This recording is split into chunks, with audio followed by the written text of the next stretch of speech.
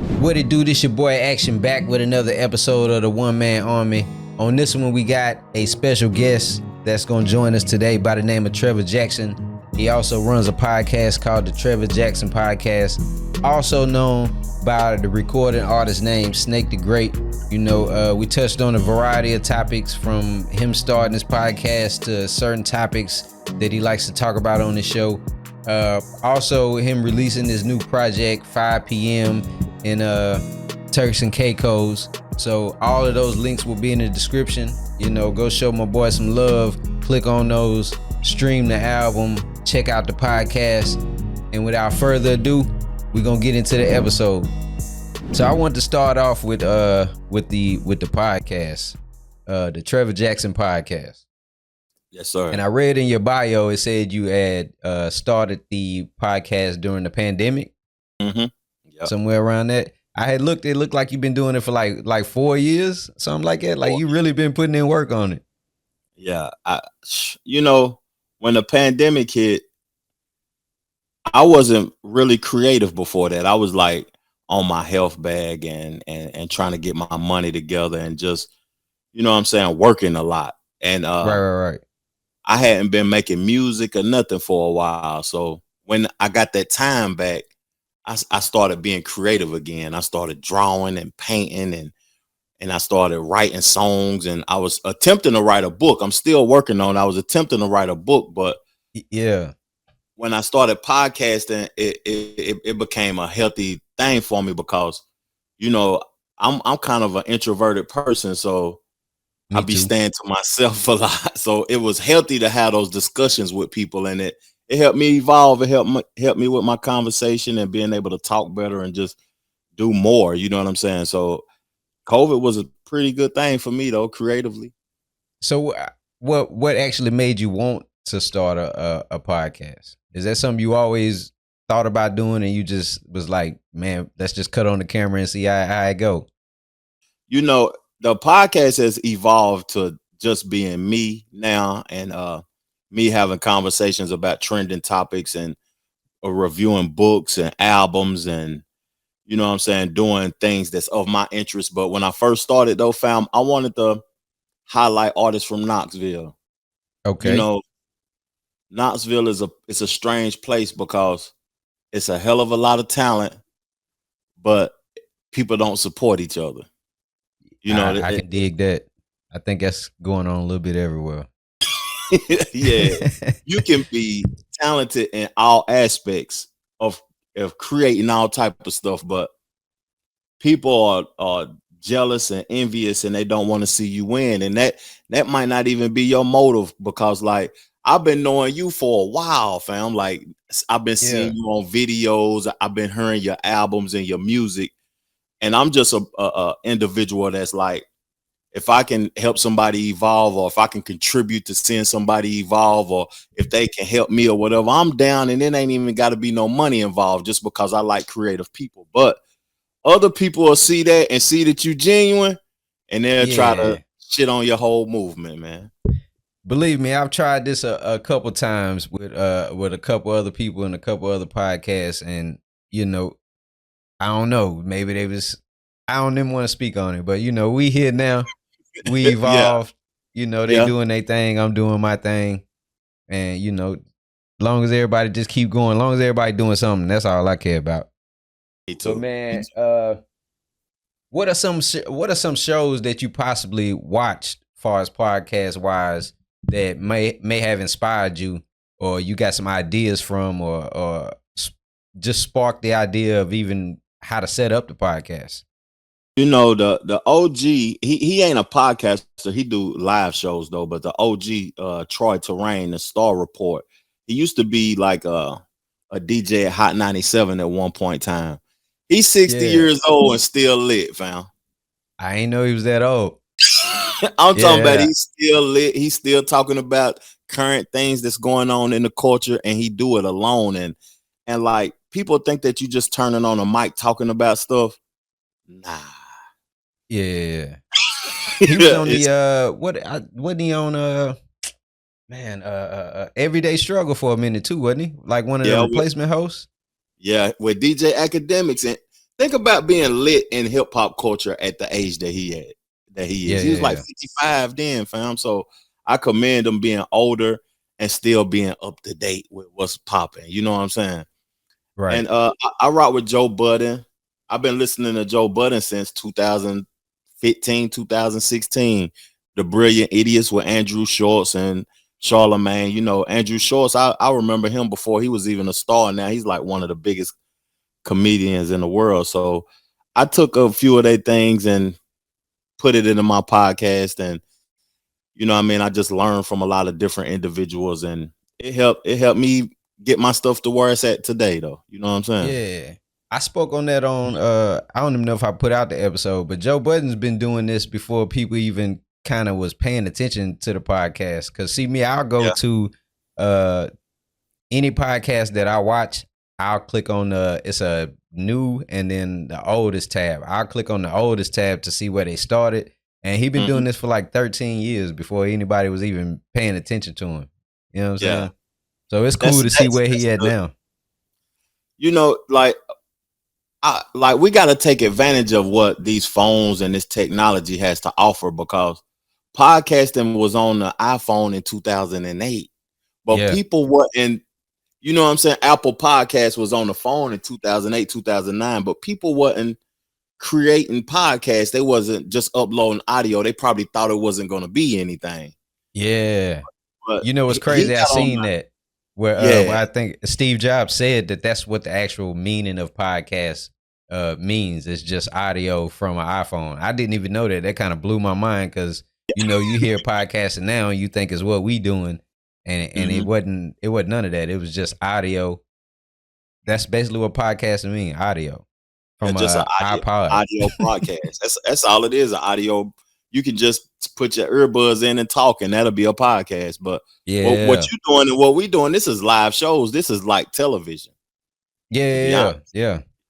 Man, do you prefer doing interviews, or you prefer putting together your solo shows? Because I noticed you kind of mix it up, but you kind of do more solo content. You know, I prefer solo because it's me. You know what I'm saying? And it's my interest. But I like conversing with people because I learn from people's thought process. You know what I'm saying? And the way people think and what they're interested in. So I like both, though. But it's so time consuming when you're a one-man army. I can dig it. Hey, I can dig it.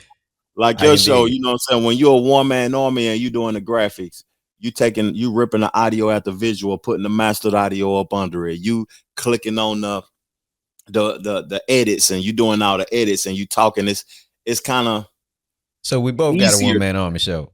Yeah, basically, yeah. But that's good. Hey, I honestly I prefer it that way, because when I was into the music, man, the last thing you want to do is pay a bunch of people and then you depending on 10 other people to hopefully they come through.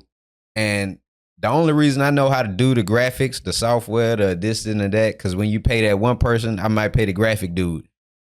You ain't doing what I need you to do, so now I'm finna learn Photoshop. Yeah, I go to the studio. Okay, you playing around with my money trying to get the most out of me. Now I'm finna buy a studio and learn that. So it ain't like one day I was just like, I'm finna learn all of this. I was cool with incorporating other people and, you know, making it work like that. But once you start dealing with people and you understand how they actually work, you just start learning it yourself, man. And honestly, that's the best way to do it. I mean, look where we at now. Ain't nobody controlling nothing but us. That's true. And that's a beautiful thing, because you free. You know, like I've been creating music and raps and been a CEO of a label, and I got artists and everything since 2003. Right. And I stopped making music around 2009 because I was too dependent on producers, engineers, and graphic designers, and just people in general. I was just too dependent on that. And I got to a point to where I was tired.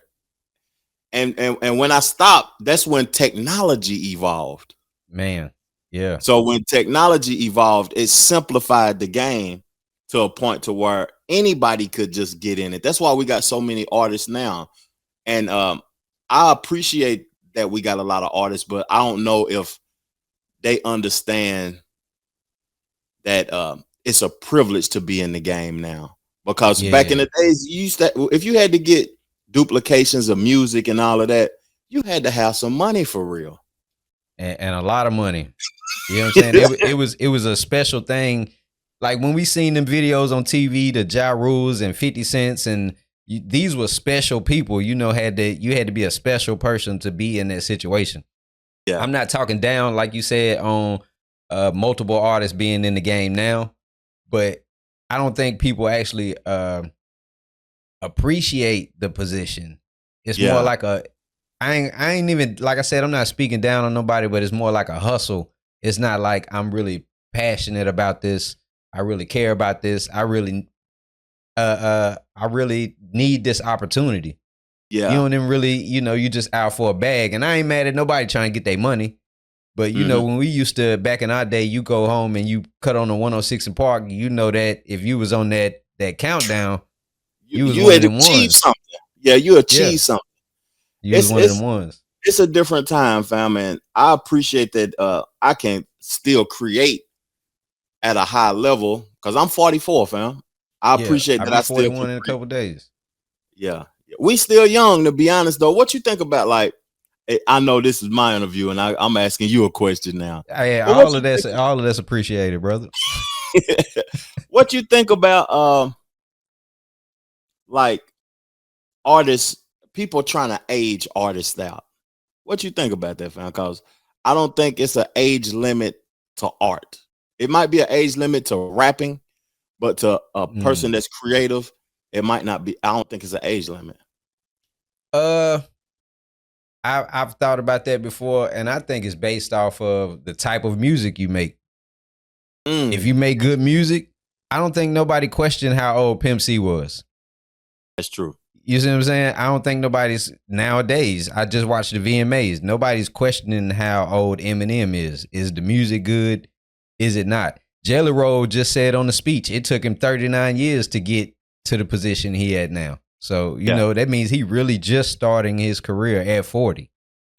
So long, I say long as the music is good, then ain't nobody even gonna question it. We questioning the age of the people who don't have the quality music. That's true.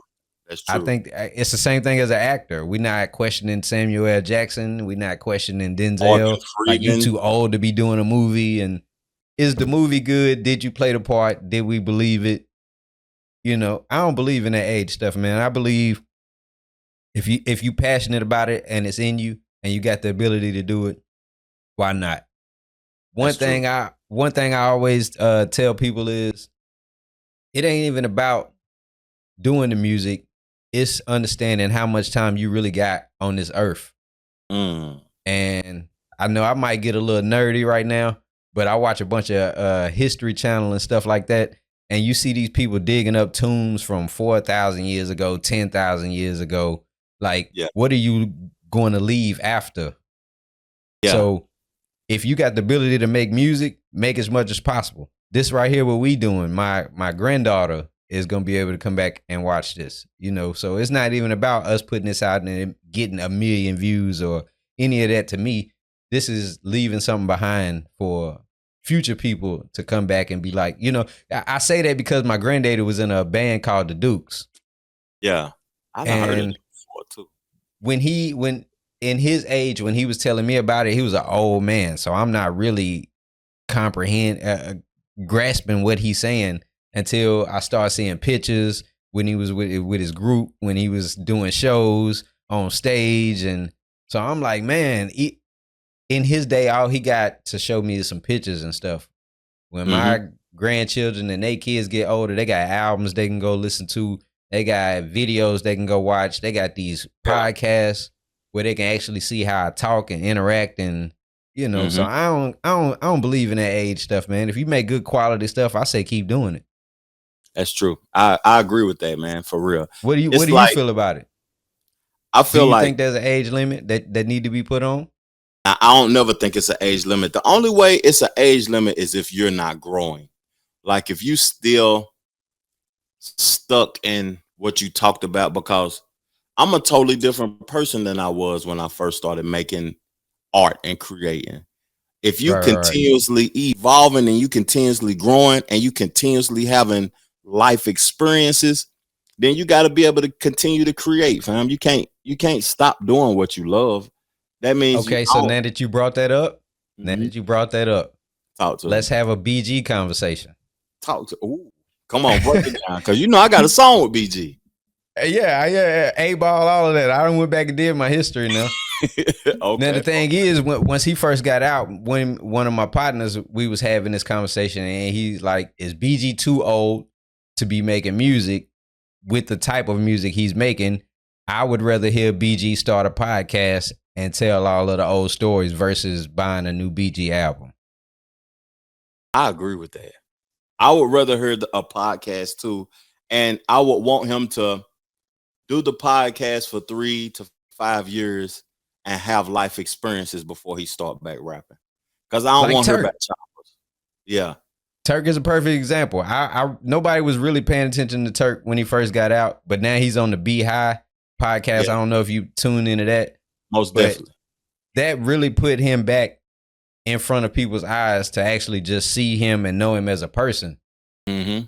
Then the music starts to catch on because he just put out a song. I think it's an Isley Brothers sample, banger. Yeah. But it took him some time to grow into that. It took us some time to relearn him because that's not the skinny old hot boy Turk that we used to know. Mm-hmm. So that was the conversation he was having with me. Do you think BG should have came out and went straight back to the old Cash Money rhymes, or do we just need to hear BG talk and gain some wisdom from him and learn to love him again? Mm-hmm. Me, I think that we need to hear him talk, and I would prefer that though.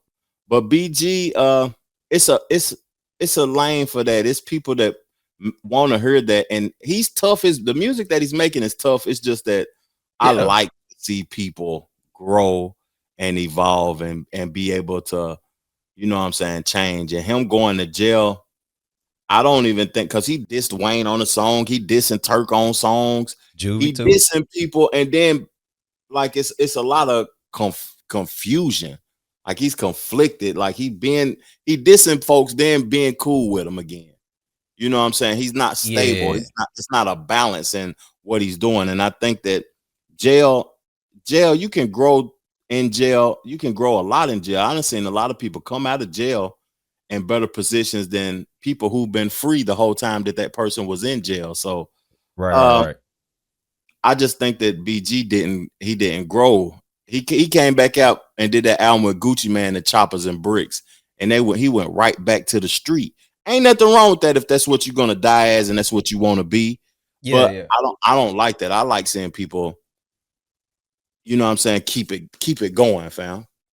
What do you think about the judges and lawyers and stuff starting to incorporate now where I don't know if they're gonna start doing it to everybody, but they put it on BG where now he has to run his lyrics by them before he can even release music because they want to make sure he's not talking about certain things. Is that like violating freedom of speech, or you still kind of on probation and stuff like that? I ain't never heard of words. We need to read your words and make sure.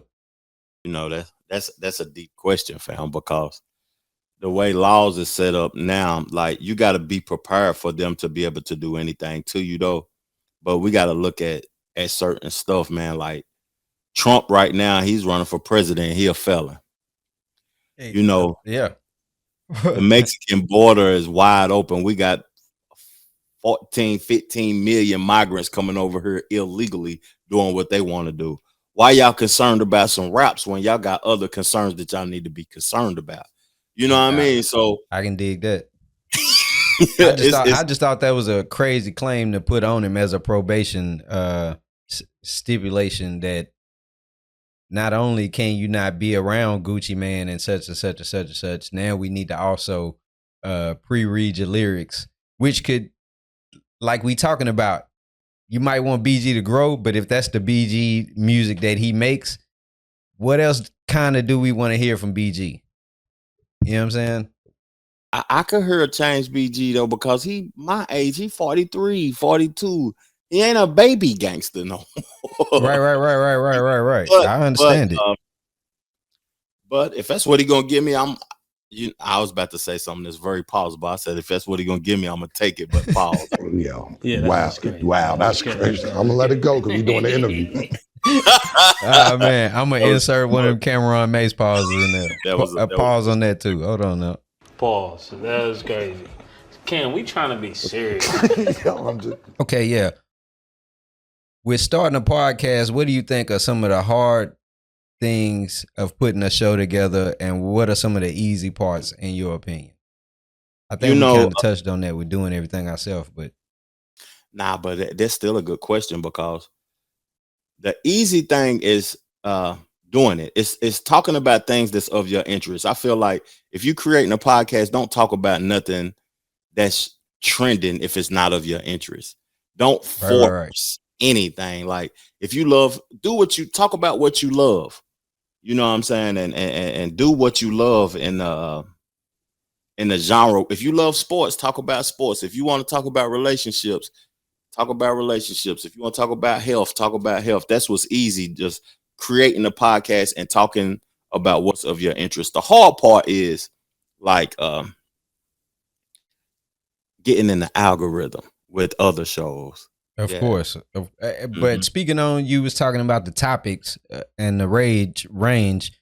What range of topics does your show kind of go between, or is there a couple topics that you kind of stick to? Because I noticed you do a lot of sports also. Of course, you're a music artist, so I know you touch on music artists. Pause. That was crazy. So, I mean, what kind of stuff do you stay away from, and what most are your favorite topics, I guess, to do your show on? You know, I'm gonna tell you what I stay away from first, because I do talk about a lot of different things though, but I stay away from relationship stuff. You know what I'm saying? And I stay away from relationship stuff, and I stay away from not being objective. Like my thing is being objective, being a person that can stand on both sides and can hear both sides without emotion and feeling involved. Yeah. Because you can't learn if you're being subjective and it's just your way or the highway. So I tried my best to stay objective, but my show basically is based around hip hop because that's my first love. And then I like to do book reviews. I like to talk about what's trending. And I incorporate politics because politics is important. And I've just now gotten into politics. And I have a crazy perspective on politics because, you know, I grew up. I just want to mention this because I've been getting ridiculed for this right quick action. I just want to speak on. Come on with it. You know, I grew up in Tennessee, and you know what I'm saying, I had voted Democrat and for Obama and stuff. I ain't voted for, what was buddy name that went against George W. Bush, just from Tennessee. He barely lost though. I forgot his name. Long time ago, around 2000. I voted Democrat for a long time, and I come to realize that being from Tennessee, I'm not a Republican. I'm not going to say I'm a Republican. I'm registered as a independent, but I come to realize that I have a lot of conservative values about myself because of the way I was raised. Okay. You know, conservative doesn't mean that you're Republican. It just means that you grew up conservative, conserving your money, saving your money, and all of that old type of stuff. And we didn't do that by choice. We did it by force, growing up in the hood and growing up poor and stuff. And I learned those things, and I took those things with me. And when I started making some money and stuff, I started to value that aspect that I grew up having to deal with in Tennessee once I moved to different cities. Right. And once I started experiencing different things, I was like, man, you know, because I live in Charlotte now, and I realized that those values of me being able to talk to any race, me being able to save my money, me being able to do the things that I do that I learned in Tennessee took me to a place that I never thought I would be, living in another place that has more opportunity. Okay. Now, as far as the politics and the presidential debate and the race and stuff like that, I'm not really up on it. Mm-hmm. I've never voted. None of that. Mm-hmm. My question is, how much of that do you think honestly trickles down to us and actually matters? Because I'm gonna be honest, the most thing I was excited about was them Trump checks. Yeah. I'm gonna be real, because that actually instantly affected what we had going on and could go toward this and could go toward that. Like, how much of that is more about what they got going on and they policies and what they trying to do, and how much of it do you think actually affects the people that we need to actually be concerned and worried about?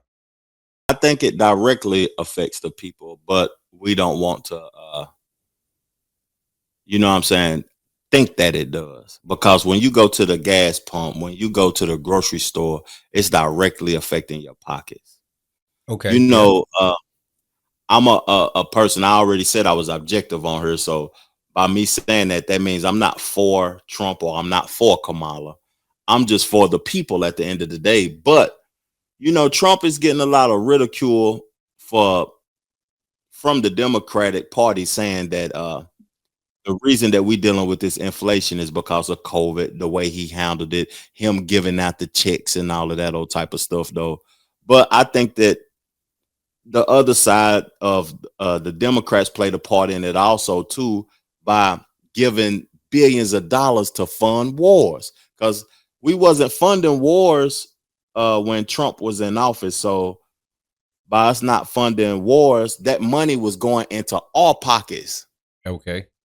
Instead of them sending $60 billion to Ukraine once a month, sending $40 billion to Israel once a month. And they wanted to ridicule him for spending $1 billion to give us $1,200. I'd rather get touch the money than us send it across the ocean. You know what I mean? But so with that said, who do you think has a better chance of actually winning this? I don't know too much about, how do you say her name? Because I get it wrong all the time. Kamala Harris.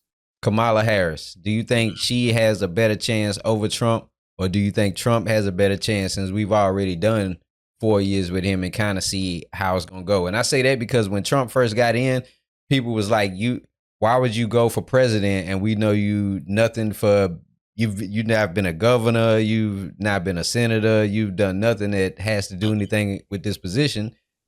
Nothing, I ain't gonna say nothing bad actually happened that I can think of. Like, we still here, obviously, so he ain't pushed the button on us.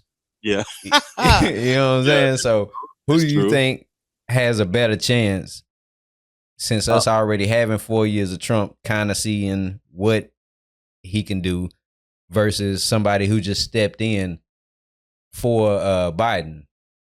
Now, I'm gonna tell you something that's crazy. You know, we have had 3.5 years of Kamala Harris too, though. Okay. Because she was the VP. Yeah. So she wasn't the president, but she's the up under the president. We've had 3.5 years of her. I think that she's gonna win. Basically, I really do think that she's gonna win the presidency. But we have had 3.5 years up under her, and what do people prefer? The 3.5 years that they have had up under her, or do they prefer the 4 years that they had up under Trump? That'll be the decision that some folks need to make. You know what I'm saying? Me personally, I ain't gonna. Go ahead, my bad. I ain't gonna vote. Go ahead, though, fam. I don't know. Like I said, I don't know too much about her, because all you heard was Trump, Biden, Trump, Biden, Trump, Biden, and then all of a sudden he stepped down.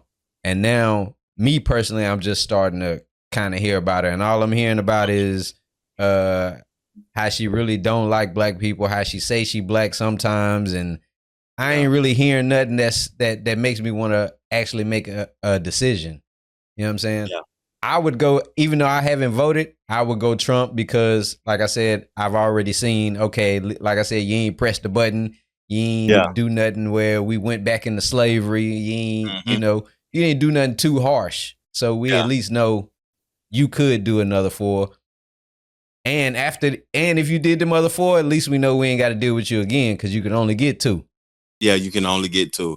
You know, the chaos that happened during Trump's presidency, I don't want it to be chaotic no more like that, because it was COVID. It was the January 6th thing at the Capitol. It was a lot of chaos around that time.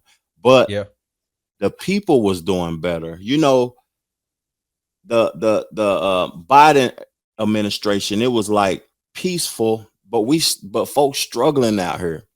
You know what I'm saying? And the no disrespect to people that want to come to this country and thrive and do it legally though, but I'm about to do an episode on my channel, Action, and it's going to be talking about the migrant situation in the United States and how it's going to affect us down in the long run. We still talking to Trevor Jackson, but we're gonna switch over to Snake the Great. I appreciate that. And you know, that's I my seen first you just dropped a project called 5 p.m. in Turks and Caicos. Am I saying that right? Yeah, you saying it. What still gives you the motivation to record? Let's start there. But I'm good at it, fam. And this EP was wrote in one day in Turks and Caicos. Whoa. Like It's 5 songs. That's why I named it 5. It's 5 songs. And that picture was took at 5 p.m. in Turks and Caicos on me and my wife's third year anniversary. So I knew there was more meaning to it. That's why. Yeah, I knew there was something to it. Yeah. So 5 p.m. in Turks and Caicos. Oh, go ahead. My fault. I'm tripping. No. I was just asking, what's your motivation to do it? And I know you said because you're good at it. Is that all you want to? Nah. You want to put on that? I can't stop. I can't stop, fam. I don't know what I feel it is. you. Like I record every now and then. I ain't inspired right now, but the last project I put out, that One Man Army, once again, that was my thinking of, even if don't sell one copy, everybody after me, generational. Man, my uncle, my granddaddy was jamming and he did this, and he made the beats and he did you never know who you might inspire later on down the line. So yeah, I feel you on that. That's why I asked you what inspires you to even keep doing it, because I got my own reasons of recording also. It wasn't that the 4th installment to the One Man Army? Because that's the one I just listened. Yes, sir. The last one was the 4th installment. Okay. What inspires me though, fam? I'm at a point in life to where I'm gonna say this. I grew up in the projects and the streets for real. Like I grew up in the streets to where I didn't think that it was nothing more than that. You know what I'm saying? Right. So now me traveling the world, seeing the world in a different light, being a married man and stuff now, when I see those things, and if I hear an instrumental, I got a whole song instantly in my head because I'm putting those life experiences on those records. And it ain't even no tough guys talk or none of that. I might add some of my previous lifestyle to it though, but it's just some fly guy speaking about my life experience music. That's all it really is. And the world it's easy for me because I come up in an era where we wasn't even using Pro Tools. We was using ADATs and tracking it out. And you had to rap the whole song, and it's way easier now. Yeah, you had to do the whole 3 verses and the hook, and then come back and double the whole 3 verses in the hook, and ad-lib the whole 3 verses in the hook. I'm already knowing about DAT tapes and floppy disk and crazy stuff, man. Yeah, now I feel like the best artist in the world because it's easy to me, and then I've gained an interest in reading, fam. So my vocabulary is on a whole totally different level than what it was when I first started making music. So I advise any artist to read. If you read and you learn more words, you'll never stop wanting to make music. You know what One Man Army 4 was a challenge to me, because if I count it right, I've put out 10 projects, but I've always used producers, I've always used graphic designers, I've always used different studios. This was my challenge to, can you produce your whole project? Yeah. Can you record your whole project? Can you do your own graphics? Can you do everything in the process of putting a project together? And it was another challenge of kind of finding my style, because you'll hear beats and that was the vision of the producer and you trying to find your way in that.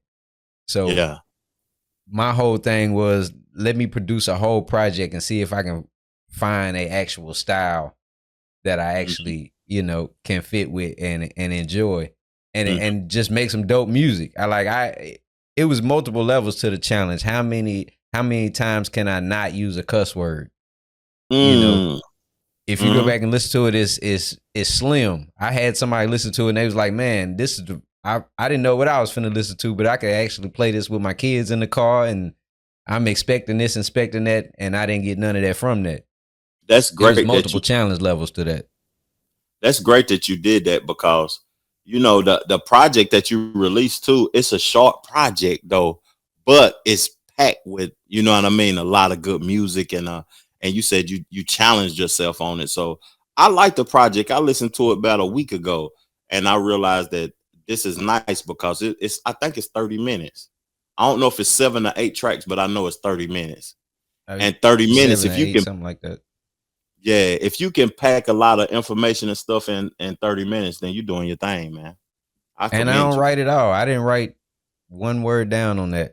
I know a lot of people against that and stuff like that, but if I own the studio, you got the testing lines after a line. So I might I just produce the beat and it might spark a bar and I'll walk around. A song, the crazy thing is, even though we saying it's 30 minutes of work, one of them songs might have took me a week because I really wanted to sit with it and make sure every bar was, you could feel it, Yeah. And like you said about the reading, I'm making sure I'm making stuff make sense. I'm making sure I'm using different words, double entendres. I feel like I go too much into the music for people to really listen to it, and versus what's going on now where. It's just the hustle. But I feel that's like good. I make smart music. That's good because people who appreciate that will value it and put you on a pedestal. You know what I'm saying? Because right now the music is dumbed down all the way down. I can't even. Well, I got a song on that 5 p.m. in Turks and Caicos that I dumbed all the way down. It's called Just Another Day, and it's streaming it's the most streamed song that I ever had during the streaming era. It got like 50,000 streams. I told you I listened to the project. I got my highlights. Yeah. You ready for the highlights? Please, I highly appreciate that. Now I like the whole project. Let's not get that misconstrued. But I got 3 out of the 5. Talk to me, fam. Okay. Lighters Up. You know what? That gives me like a Kanye feel, like a old and new mixture of a kind. And the whole project is like soulful. That's one thing I wanted to give you on that too, because it's like, okay, he wasn't keeping up or trying to stay with the trends of today music. You wasn't doing dance tracks and I need to make some TikTok songs and 2 minute, it's really minute music records. Yeah. So, okay, number 2, Pass Me By. Super jamming. I played that jump about 2-3 times. What was your interest of the Pass Me By song? Because it's talking about time and life and first of all, sometimes with the music, it ain't even about the words. Even though you had the words there, my thing is catching that feeling in the first. People say 30 seconds. I say first 10 seconds. You know what I'm saying? Soon as the hook came on, I don't know what it is about me, but I enjoy an artist. I don't know. It's like the Pimp C feel where you can rap, but you can also be your R&B artist on a hook if you need to. Yeah, you know what I'm saying? Yeah. And you could tell, like you said, you good at recording. That makes a big difference. Because people can go in there and slap a whole lot of auto-tune, this and that, but you can tell you really craft what you do and put the words together, and the words make sense. Even with the narration from the Tupac, Biggie, Pimp C, the way you placed them. Yeah. Come on, man. All of that was cold.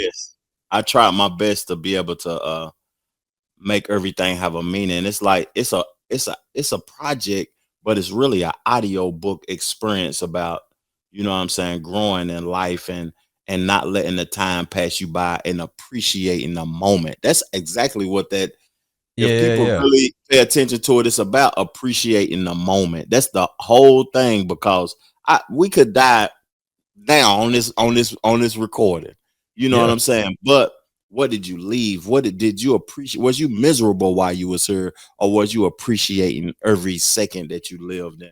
That's what I try to put into that "Don't Let the Time Pass Me By" record. And that's, to me, that was one of the flyest joints on there, and I appreciate you listening to it. Man. Yeah, I'm gonna jam that after this, because like I said, I just lived with the project right before this, so I ain't really had time to just really live with it. But that's how I consume music. It ain't even about who the artist is. It could be a major artist, independent artist.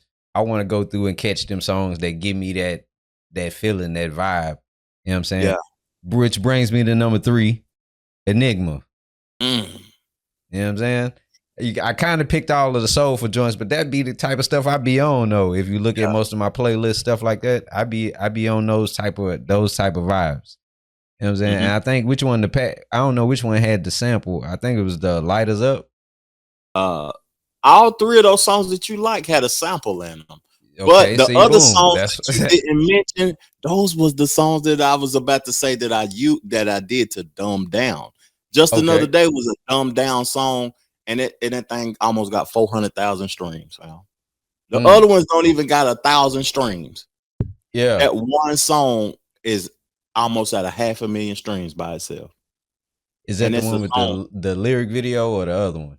The one with the lyric video. The concept was to rap like Eazy-E on Boys in the Hood, but do it lyrically. So if you listen to it, it's a simplified pattern, but it's I don't know. People like simple stuff though, but I don't. I just created that because people said I couldn't do it no more. I'm only soulful. Honestly, if you go back and listen to One Man Army 4, I did that with 2 tracks. And that was Stop and Watch that I had an artist by the name of Roach Killer and Stunt the Boss on, and another one called The City. Because the rest of them was like not experimental, but I don't know, it was easier for me to create to. But I was like, I need them other 2 to really, reel certain people in that's gonna make it make sense.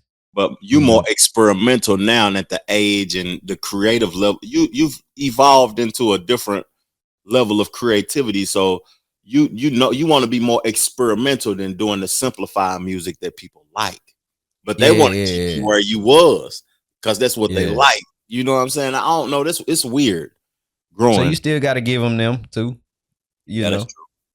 That's so true. With that said, how do you go about selecting your beats? Because like I said, it's not like you was keeping up with the trends, or like I said, trying to make TikTok songs or any of that. So when you going into a project like 5 p.m. and let me look it up again, 5 p.m. in Turks and Caicos, how do you go about beat selection? So it's an app that I suggest every producer get on, because I'm spoiled now, and I can't really I can't really purchase beats from nobody no more. You can't send me 4 or 5 beats and I rap to them. I got BeatStars app. And I would suggest every producer go to BeatStars app and, you know what I mean, upload your beats and put different tiers for people to purchase them. You know what I mean? They can lease it for $25. They can you can take certain restrictions off for $100. Yeah. And if you want 10,000 for the track for them to own it, you can put 10,000, you can put 5,000, you can put 1,000 on it for them to own it right out. But you know me, I go to BeatStars and it's like 100 million beats on there. I was finna get into that. How do you? Because that can get frustrating at times. I've done that before. That's why I started making my own. How do you get frustrated by listening to 10 million beats, or is there certain people that you like? I'm only rocking with these, and because they my style. Now I will put like artists that I'm feeling at the moment, or I'll put Willie Hutch samples. Oh, you can filter it like that. Yeah, you can go in the search engine and put 70 samples, 80 samples, Willie Hutch style, or you can put you can just do certain things with it, and I appreciate that aspect because it's not limiting me to one producer giving me 5 beats and I gotta choose between these beats because me, I'm the type of person that the beat need to speak to me at this point. Right. If it ain't speaking to me, I can't write to it.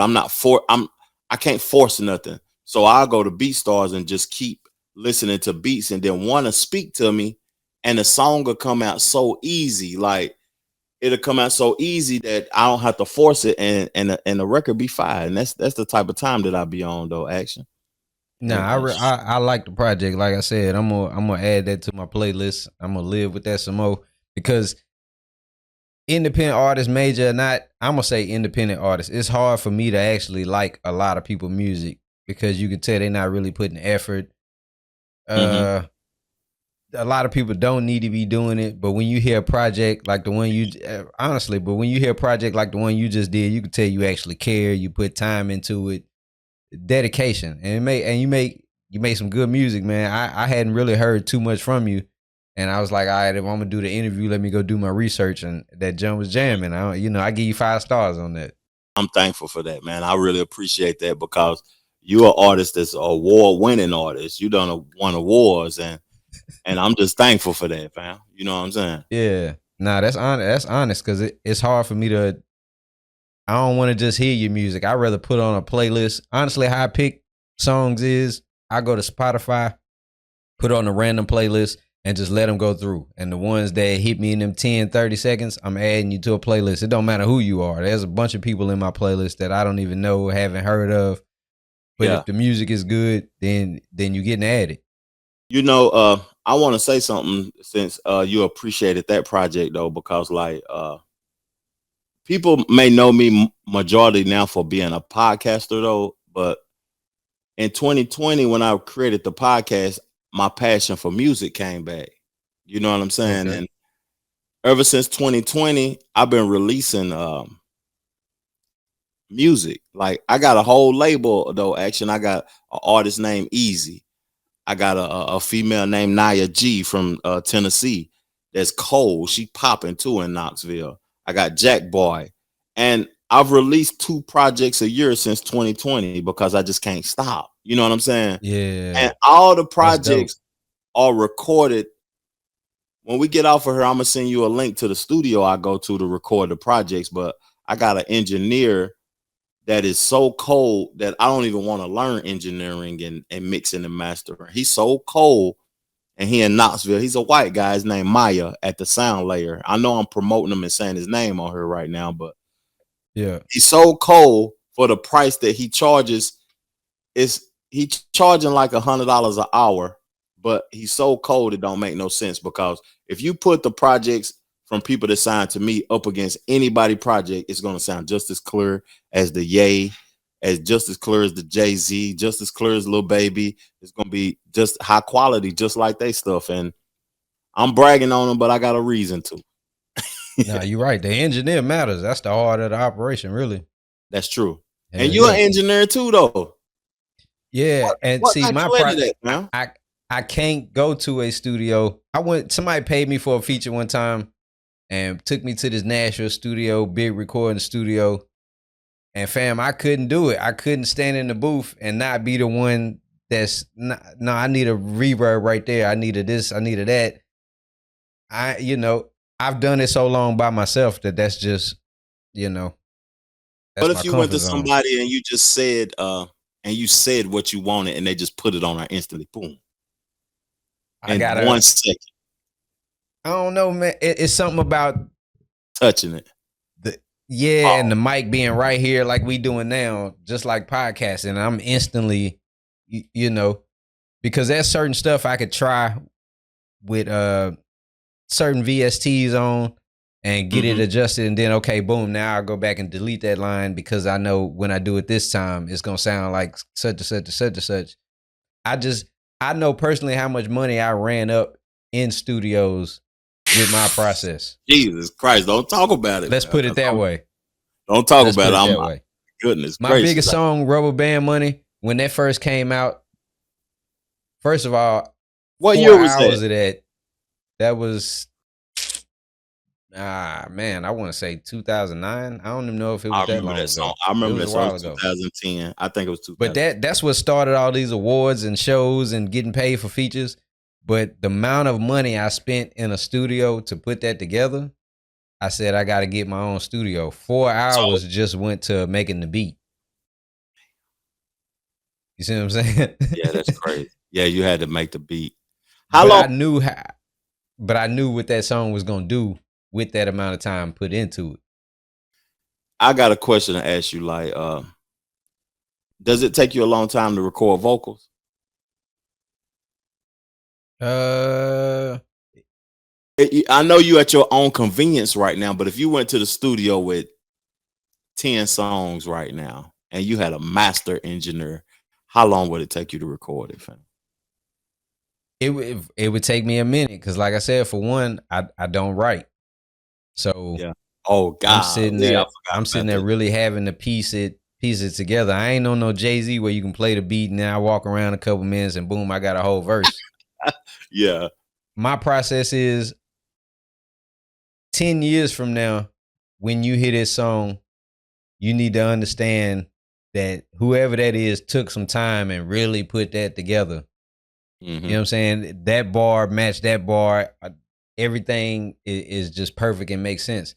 Like I still go back and listen to One Man Army 4 because it's just a perfect body of work. But I Yeah. also know how many months and It took to create. hours. That's crazy. That's crazy. But once I got my own studio, I was like, time is I got plenty of time as possible. But once you put this out, I tell even when people come and record at my studio, once I put this to you and send you the email and you put it out, that's basically a tattoo you just got. What if I came to your studio action and just said it and left? How would you feel about that? I just said it and left. Like I'm one of them type of dudes. I ain't saying it's wrong how you doing it because you're a perfectionist. But I'm just saying I'm one of them type of artist action. I go in there, I go in the studio. That 10 p.m. 5 p.m. at Turks and Caicos, it took me 2 hours to record it. Singing And see, and that's the thing. That means I can't go in the studio with you because you're gonna have 90% of the song done, and I'm gonna need to send that to me because I really wanna. I've done rush jobs like that before. The thing is, I've done rush jobs like that before, and I didn't enjoy the final product. Okay. So I need to really sit back, think, be in a vibe, and really put some stuff together. We have a different approach when it comes to creating because I'm a writer and you put it together piece by piece. I applaud that because I never even attempted to do that. I'm the type of creator action. I listen to the beat. All my time consumed is in the writing process. Okay. Like it might take me 3 months to write a whole album, or it might take me, like I told you, the 5 p.m. in Turks and Caicos, it took 3 days to write it. I went to the studio and did it in 2.5 hours. But the writing process took the time. You know what I'm saying? So if I did a whole album, 15 songs, it would take me probably about 2-3 months to write it. But then I would know every song by heart. And I'd go in there feeling myself, pause. I would go in there all the way in my bag and I would just say what I had to say and it's done. It's done. See, that's the thing. I'll be arguing about this shit. My album, it would probably take the same 3 months. But I'm piecing it together the whole 3 months. You see what I'm saying? It's the same time. It's just a different process. And every song, I'm like, all right, that's dope. Put that to the side. Now you got to top that one. All right, dope. Put that to the. Now you got to top that one. So by the time I get to the end of it, it's a gift to myself with the body of work that I put together. It's an appreciation of the time I know I put into it, and I know people gonna enjoy it. You know what I'm saying? That's fly though. That's fly. It's just, we all have different approaches when it comes to music. That's fly though, fam. And that's intimidating. I went to the studio with some big hitters, and they, like you said, they able to just knock dope shit out. I need time. You know that's what caused me to, like, that's what made me have to do that, because I've been in the studio with some people before and I was appalled by how they just Yeah. dropped it. And after seeing that, I said, "Oh, I'm gonna know what I gotta say before I even come in here. Before I spend my money, I gotta know what I gotta say because I can't be playing with these people." And then, like you said, if you ain't doing it on your own, the engineer will play with you. That's why I had to find my own like engineer, like family or whatever, because I don't want to go to nobody's studio and he keep messing up and it's taking him so long to fly the hook. But he And it's ain't taking messing him an up. hour. He looking at that clock and your pockets. Yeah, he ain't messing I'm up. coming in there fresh, and he think I got them racks, and he trying Yeah. to milk me for them racks. I ain't having that. And like I said, I've learned a lot of this from different experiences, and now that you speak on that, one of them was the first beat I ever sold was on a bullshit keyboard I got from a pawn shop, a little $60 keyboard, but I was finna make $150. He was like, I want that. I'm finna book a studio session tonight, bring the keyboard up here, I'm gonna have him hook it up, track it out. And when I got there, you know, he got the big boy stuff. I come in there with my little keyboard, and he like, man, what are we supposed to do with this little, you know what I'm saying, basically down in the nigga. And dude was like, man, I paid for the beat. He got the plug ups in the back of it. I need you to track the beat. How it sound, that's all that matters. Exactly. So after that, I was like, nah, man, I'm finna do all of this myself because I don't need your opinion to affect this person possibly buying it, and I don't need it to affect me possibly saying, you know what, maybe I don't need to make beats then. Yeah, because that'll have you in a place to where you feel like what you've created isn't valuable, and people shouldn't have that because power. of what I made it on. Yeah, and that don't matter what you make it on. Like nowadays, the youth is making millions off of stuff that's free. Yeah. They recording their vocals, and we recording our vocals in Pro Tools or Nuendos or Cubase or whatever you record your vocals in. It's somebody 16 right now recording a 10 million stream song on GarageBand on their iPhone. Real talk. Man, I got two more things I want to touch on. Now that we talking about the music and the independent artists and putting stuff together, what do you think an independent artist should do to build and grow their brand with the tools that are available nowadays? Now that we was just talking about that, most of the software is free. You can use your iPhone. Because a lot of people, I ask you that because a lot of people come to me and say, man, this ain't working and I don't know what to do. But it's so many free tools that we didn't have when we first started. We touched on that too. What do you think an independent artist should be doing and can do in this day and time to build and grow a brand? You know, the creativity aspect, you should basically try to create what you're doing as cheap as possible. But if you want to be heard and you want to be famous, you need to have you a bag and you need to spend it on promotion. You need to get like a person that is involved in tech. Okay. And be able to put you in advertisement spots on TikTok, on Instagram, on YouTube, on Twitch, on different platforms, on X. They need to be scrolling on their page, and your best content, if it's a visual, if it's you in the studio rapping, if it's your album, and you have a link to it, your best content you ever created in your life needs to be scrolling and advertised on all of those platforms, and they can click a link and go to it, and whatever they clicking is fire. Okay, That's so what with you that gotta said, do you think nowadays, once you got that bag, do you need to focus on a project, or do you need to put that bag on that song? Not a song, but that song. Yeah, I think it need to be specifically a song, because me personally, I'm not trying to become famous though, but if I wanted to help someone become famous, they need to do it on one item, like one thing. It don't need to be a multitude of things. It don't need to be an album or multiple videos or your podcast platform or whatever. It need to be on one specific item. If it's a song or a video, you need to focus on that video and that song. And if you focus on that video and that song and you put that bag behind it and you believe in it, you need to invest in it, and you need to invest your all in it. And my perception about it is that you invested in TikTok, Twitch, YouTube, Instagram, and you put it on those platforms. And when people scrolling on their page, they can click on the link and get to it. And then you'll win, man. Ain't no way around it. If you don't win, it's because your product isn't no good. Boom. That's all it is to it. All right. So this last one, let me set this up right quick.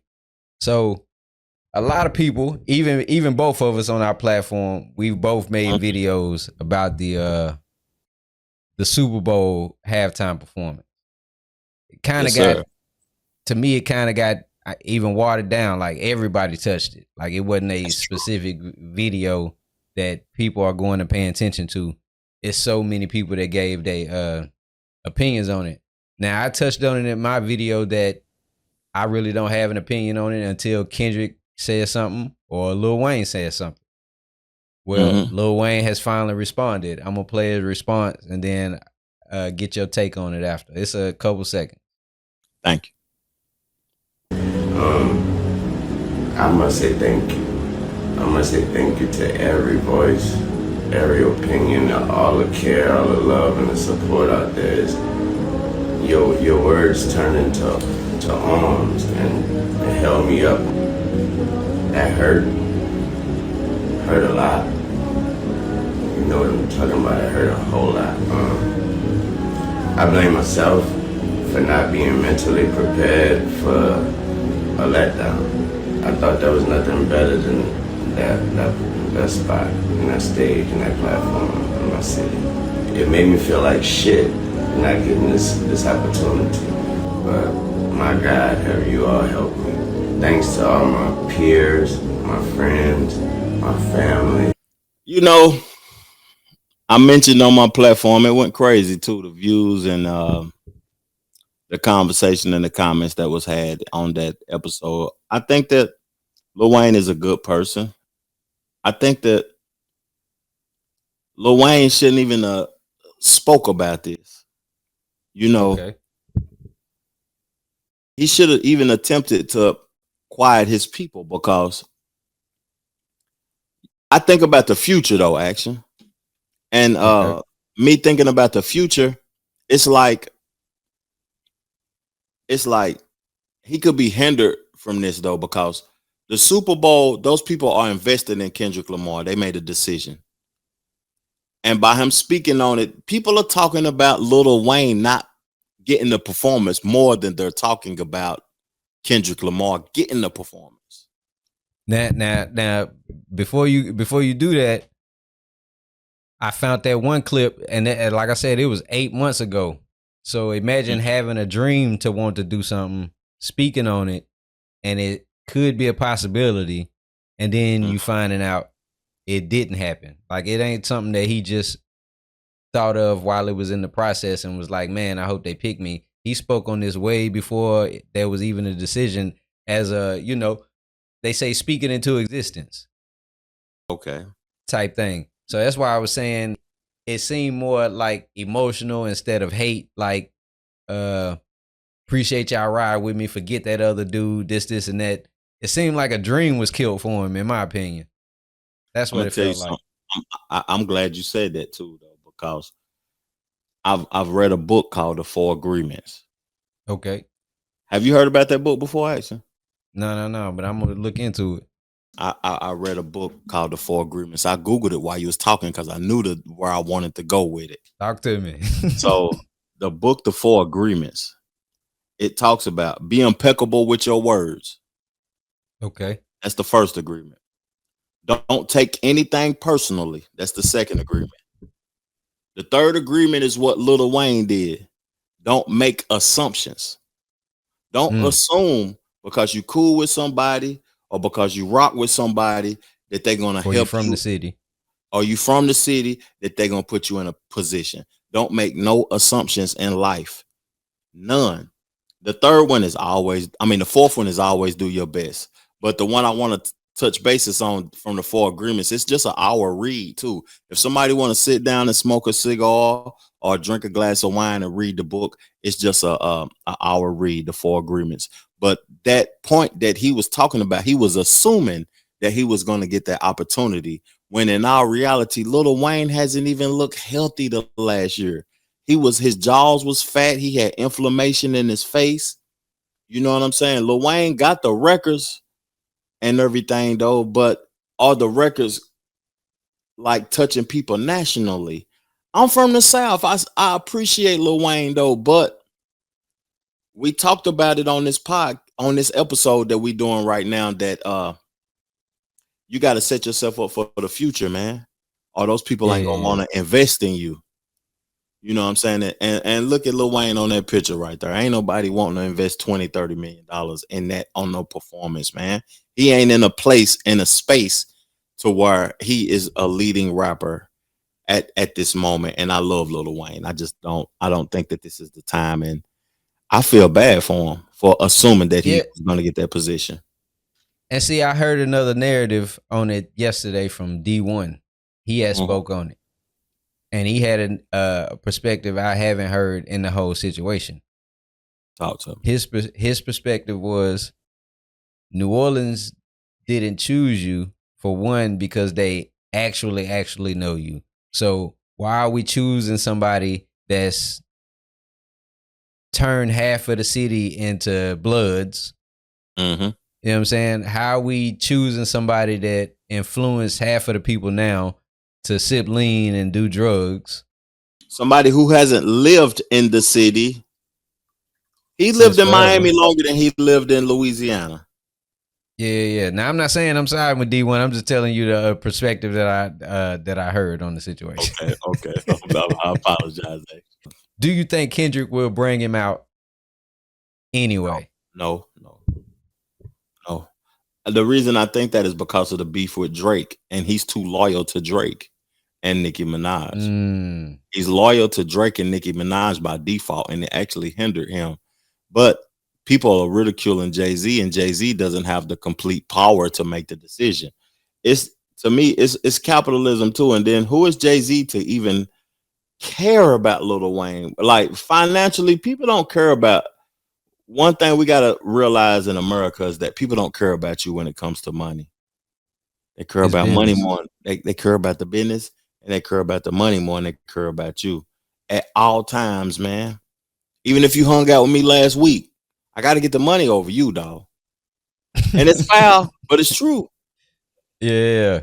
Now you're right, because the other way around, the person got to do the same thing. And we all got responsibilities and stuff we got to take care of. Now we can't be cashing in feelings. Yeah, somebody gonna do it to me if I don't do it to them. That's foul though, but it's true though. Once again, that's that word, business. It's capitalism. Business. Yeah, so that's all I really got, man. I appreciate you being my first virtual guest. I've done a couple episodes in person.